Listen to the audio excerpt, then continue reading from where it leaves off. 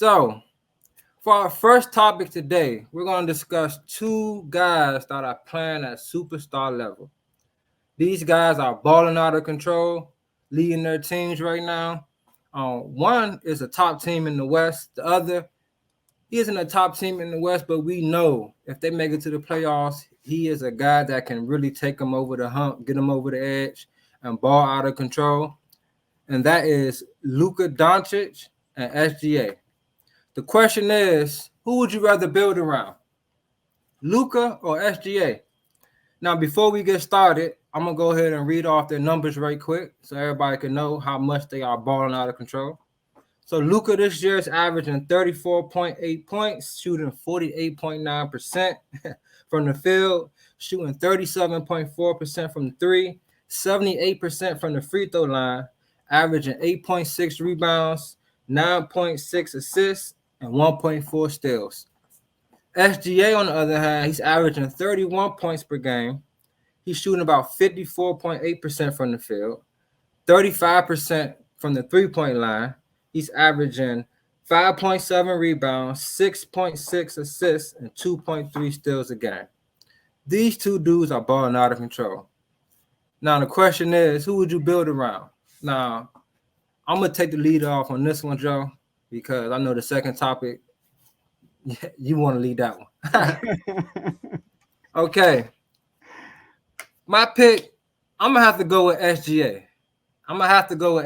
Now, before I get started, I would like to say both of these guys are tremendous players. You know, I enjoy watching. I'm going to say I do enjoy watching both of these guys play. Both of these guys fill up the numbers. These guys will their team to victories and that nature. But I'm going to have to roll with SGA. And here's why. SGA, I feel like, plays a more winning brand of basketball. When you watch him play, he doesn't put his team in harm's way as much. He doesn't shoot too many bad shots. As you can tell from his field goal percentage, he's shooting over 50% from the field. You normally don't see that from guys. I mean, you see that from guys like KD, who's the most efficient scorer ever. And you see it from big men, guys that are right there by the rim. This guy is averaging 30 points per game, shooting about 55% from the field. That is insane. At one point in the season, I still think he still is leading in field goal percentage and post-ups as a guard. Now, that also is insane. Now, in my previous shows, I spoke about the most unstoppable move in basketball, which is the mid-range to me. If you watch the best player ever, it's Michael Jordan. What was his patent move? The mid-range. When you master the mid-range, you become virtually unstoppable. When there's times in the game where you need a bucket, you have a go-to move to go to, and SGA has mastered that. Now, I remember watching LaMarcus Aldridge. He was on an interview. He was talking about Wembanyama. He was saying he has to find that move for himself because late in the game or even early in the game to get you going, you need those type of moves, and SGA has mastered that. Another thing I like to say, he's a two-way player. Right now, he's leading the league in steals per game at 2.3. And when you are able to impact the game at a high level on both ends like that, there's nothing that you can do but win. And where are they right now? Top 1 and 2 in the West right now.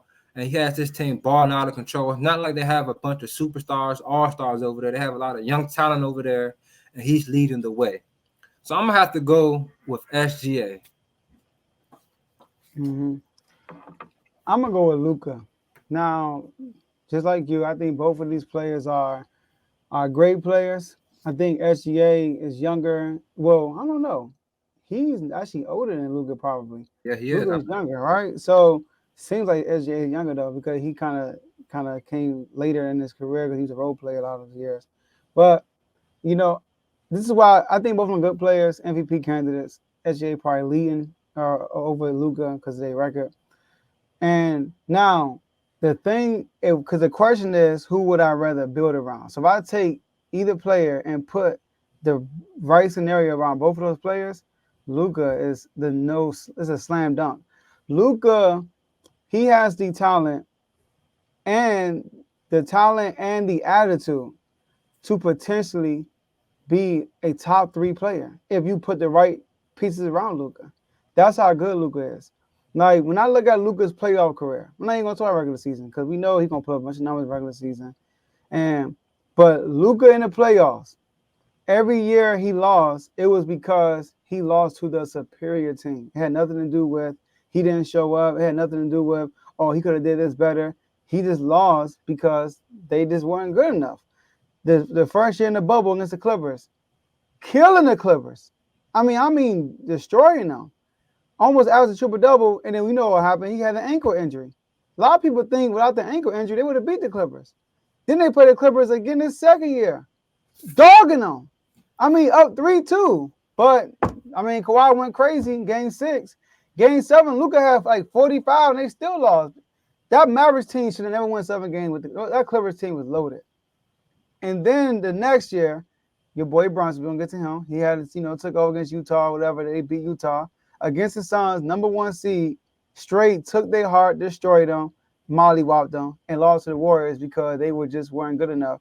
And I think part of the problem with the Mavericks is Jason Kidd. To be honest with you, I think he's too Luka-centric, in my opinion. So, but I think Luka, man, you put him in the right situation. If you trade and put Luka in OKC, what are we talking about?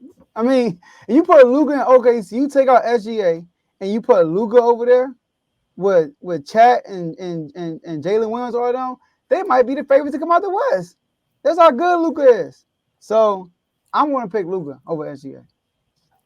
Now I knew you was going to run with that narrative, the playoff, the heroics, and I think that is actually Luka's downfall.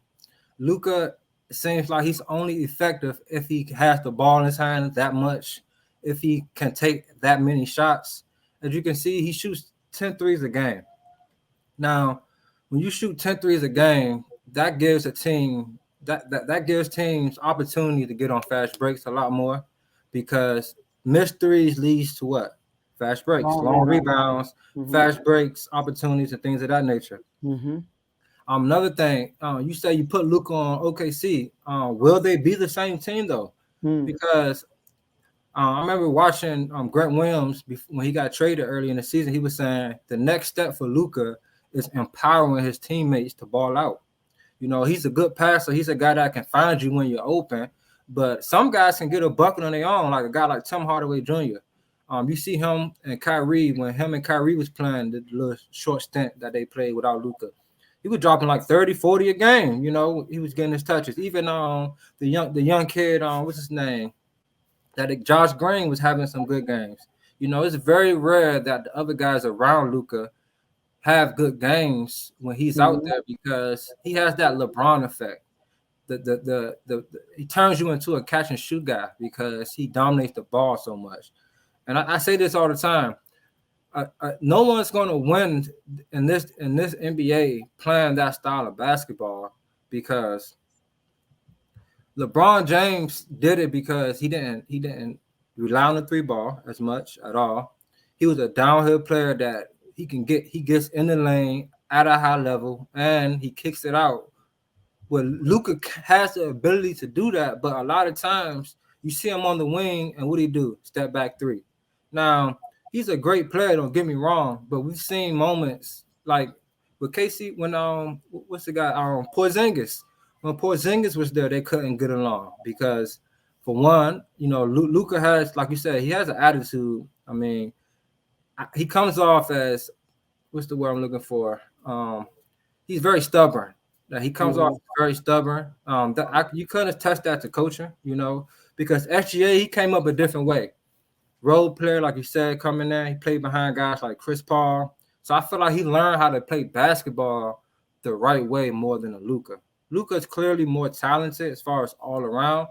But when you talk about winning, getting to that next level, building a championship team, I'm going to take him because he's giving me Allen Iverson vibes. When Allen Iverson had that team around him, what did he do? Go to the finals. He couldn't beat the Lakers, of course, because it's Kobe and Shaq you're going against. All right. When Allen Iverson went to the finals, he averaged 31 a game, just like SGA. And you also know he led the league in steals per game, just like SGA. So I feel like the high usage rate of Luka will be his downfall. Now I have some more stats for you, very quick. So some more facts for you rather than just stats. Do you know that the last 10 people with the highest usage rate in NBA history never won a championship? Mm. I'm gonna read this list for you. 2016, 2017, that's Russell Westbrook at number one, lost in the first round in 5. 2018, 19 Harden lost in the second round in 6. 2022, 23 Giannis lost in the fifth round. No, lost in the first round in 5. 05, 06 Kobe missed the playoffs. 2014, 2015 Westbrook missed the playoffs. 86, 87 Michael Jordan, your guy, lost in the first round in 3. Mm-hmm. Allen Iverson, the year after he went to the finals, lost in the first round in 5. Luka Doncic, 2022-23, which last year, what happened? Missed the playoffs. Then you have Giannis, 1920, lost in the second round in 5, and Luka lost in the Western Conference in 5, which is 2021-22. Mm-hmm. So, like I say, I feel like Luka has to have the ball in his hand to be that effective the way he is. Now, like you said, it could attach to coaching, but all I can speak on is what I've been seeing. So, one more thing I wanted to say. The highest usage rate for a player to make the finals is 21st all time. You know who that is? Or The guy that said SGA is mimicking this year, Allen Iverson. So give me the guy that can get a bucket when I need it, and the guy that he doesn't have to dominate the ball. He doesn't have to, shoot 1,000 threes to be effective. Give me that guy and the guy that impact the ball on both ends as well. all right. So I'm thinking about the people you named. All right, the usage rate. You said Harden, Westbrook, Jordan, Giannis, Kobe, Luka, and who else? Iverson. Iverson. Right. Now, once they built a team around Iverson, went to the finals. Once they built a team around Kobe, was the champion. Once they built a team around Giannis, was a champion. Once they built a team around Jordan, was a champion. Harden, once they built a team around him, Chris Paul gets injured, they up 3-2 against the Warriors. They probably would have been champions too. So my thing is, the question is, if you build a team around him, the reason why Luka usage rate is so high, he has something to do with it. Obviously, he does.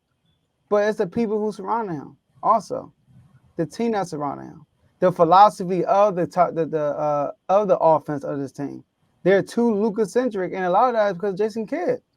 So Jason Kidd admires Luka, So I think they should get rid of him for against somebody else. But that's the issue. So his usage rate is high now is because of the type of team they have. That rest of conference finals run, they did have Brunson. Brunson did get unlocked. And you do have a point right there. That's once again Jason Kidd not getting Brunson involved. But Luka has something to do with it too, because like I said, he's a player. But if I build a team around Luka Doncic, like they build one around Jordan, like they build one around Giannis, Kobe, Iverson, Luka's going to deliver. He will deliver. If Luka has a team around him, he will win a championship because he will be the best player on the floor, most likely. 99 out. If he has a team that can match the other team, he's going to win. So when you have players like that, generational talents, they don't lose when they have the team behind them. The only time I seen that happen was LeBron James against the Mavericks the first year, but we all know what happened with that. Outside of that, when you normally have the team to match up with the other team and you're the best player, you normally win that series. And if you give Luka a team, and let's say they both meet, SGA and Luka and them meet in the playoffs, and you get both of them an equal amount of team around them, I'm sorry, I'm taking Luka all day. Luka in that team, whatever it is. But who's to say Luka will actually make the most out of his team? That's the whole issue with me with Luka. Will he bring the best out of his teammates? Because that was my argument with James Harden. James Harden dominated the ball. He did all the scoring. He did all the assisting. I think he averaged the most rebounds and everything on that team. Maybe Clint Capella averaged more rebounds. But I kept saying, you cannot go through the season like that, then expect your guys to show up for you in the playoffs because they're used to you doing it all the time. Now, Luka has had players with him. He's had Porzingis, like I said. He was fairly young. I give him that. However, it didn't work out because you heard Porzingis saying things like, I couldn't really play my game. I was turned more into a catch and shoot guy. He's a 7-foot beast. Pick and roll with him and Luka should have been deadly. Now, like I say, I give you the coaching aspect of things, but when you're the best player on the team, he's been playing pro ball since before he got in the league. Now, I think what's really helping SGA out for me, if you build, because SGA team is solid, but he doesn't have the best team in the league. He doesn't have. He probably don't even have the best roster in the West, but he's still top 2 in the West. So that has a lot to say for it as well. Like he doesn't have no great shooters over there, really. Lou Dort probably the best shooter over there, but surround him with some great shooters and see what he can do as well. Because where is his game predicated at? But what makes OKC elite is Chet because of his rim protection. Like that's why they're number 2 on defense. Number 1, they're number 2 behind Minnesota. But that's what makes them a great defensive team because they have rim protection. And normally we look at the best defensive teams, that's what they have. Look at Minnesota. Minnesota number 1 defense. It's because of their rim protection. Like you run the guards off the 3-point line, they gotta, you get rim protection. Price is gonna make a huge difference. So they have a special and unique team. Not only he's a rim protector, he's a stretch big. Like he can hit the 3 at an efficient level too. So and get his own bucket, kind of like Porzingis, like you said. Hey, if Shaq was in Dallas, will he still be Shaq? Would he still be Shaq? Or would he be Derek Lively, barely getting minutes? But we did say build around. So we're picking the coach, we're picking the players, we're picking the personnel around this player. I think if you pick the right personnel around Luka and the right personnel around SGA, Luka will win, particularly because he's a better player and he doesn't fold in the playoffs. Guys like James Harden don't win in the playoffs, not because of his playing style. It's because he folds. Like I said, the man was up 3-2 on the Warriors, KD Warriors. Chris Paul goes down, he straight up choked. So, I can't point at that. We saw James Harden last year in the playoffs. Like, it's not this style of play. His style of play has something to do with it because he's not no great mid-range shooter. But Luka is a good post shooter. All that. Like Luka can do everything on the floor. You can't stop Luka in the playoffs. If you beat Luka, it's only because your team is better. And another thing, Javon, in the playoffs, them Mavericks, them role players, they step up. Yeah. Tim Hardaway, that man can't miss in the playoffs. That like I don't know what's going on. I root for the Clippers. Like when I'm a Kawhi guy, and when they play the Mavericks, I'm like, yo, what's going on? Why Tim Hardaway making everything? So he does. Remember the role players against our Clippers team the second year? They had who they had? Dude from Michigan. What's his name? Dude from Michigan. Trey Burke. Oh, yeah, Trey Burke was cooking. Remember? Yeah. He had all the role players playing at a different level. So to say that he can't empower them, I'm like, I think otherwise. Like we think everything is catch and shoot. Nah, man. Like they was getting buckets. I feel you on that, but let's look at last year against the Warriors. Not last year, the year before last. Mm-hmm. What was the biggest thing about Luka in the playoffs? They kept saying, y'all are better when Brunson getting his as well. Luka had to learn that. And if you look at that, a lot of the games they lost, Brunson barely took any shots for real. Mm-hmm. He couldn't get no rhythm for real, and that's due to Luka's play style. Sure. So I just feel like, Luka just has to learn how to play a better brand of basketball. And that comes with coaching, that comes with, veterans around him as well. Because like I said, SGA came up in a different way. He came up a role player. He came up behind the guys like Chris Paul, even Dennis Schroeder. He's a vet, So he learned how to play basketball more the right way. So that's what I'm leaning towards. The guy that won't put me in harm's way, the guy that, doesn't take a lot of ill-advised shots, the guy that is more efficient out there, and the guy that gives it on both ends of the floor. Yeah, I'm not mad at that though. SGA is a great player. I mean, he also SGA just hasn't proven it yet. You know what I mean? Because we haven't seen him as a number one in the playoffs. But if he translates the regular season to the playoffs, he's just like Luka on not say just like Luka, but he's gonna be unstoppable. Like he's unguardable. I'm sorry. So, and then I like it. Like it's close because SGA is really good and he's still growing. He's getting better every year. And he hasn't even had the like we just said a playoff experience as the best player yet. Like once he get a taste of that, pause, and it's a wrap. Yeah, and I think for Luka, his next step is just being effective without the ball. Like the best players, like Kobe's, the Jordans, those I'm naming those two because I feel like he can go down as one of the greatest, with his skill set. He has that ability to play on the block, I want to see more of that. I want to see more of him and more pick and roll actions with Derek Lively, things of that nature. So if he because he has a guy like Kyrie that can get a bucket as well. He's not always there, but if he just brings the best out of his team, because they don't have a solid team, in my opinion, to be 100. I told Kev early in the year they Luka, Kyrie or bust. But they got some pieces that with a guy like Luka out there and then a guy like Kyrie, they can make some noise. Because when you see the Mavericks, like I said, when they played when Luka was down, when Kyrie was out there, they were looking all right. I'm not gonna lie. They were looking nice. Yeah, Tim Hardaway was cooking. Yeah, definitely. But having Kyrie will test that theory of sharing the ball in the playoffs. Definitely will.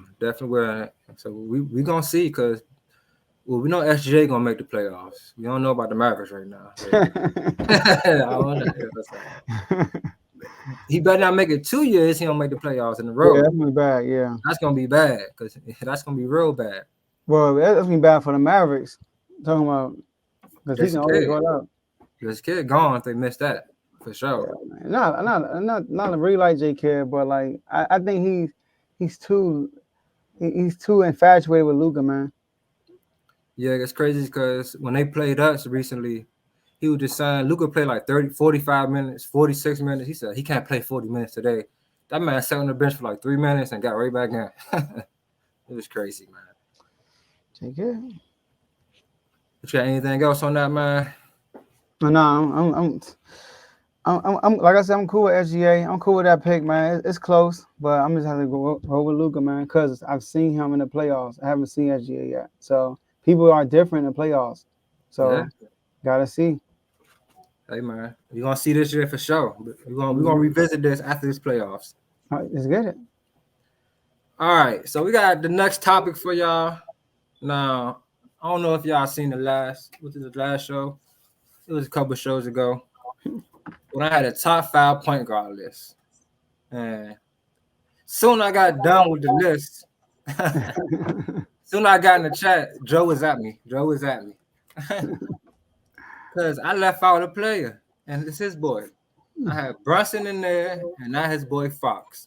So we about to debate Fox versus Brunson.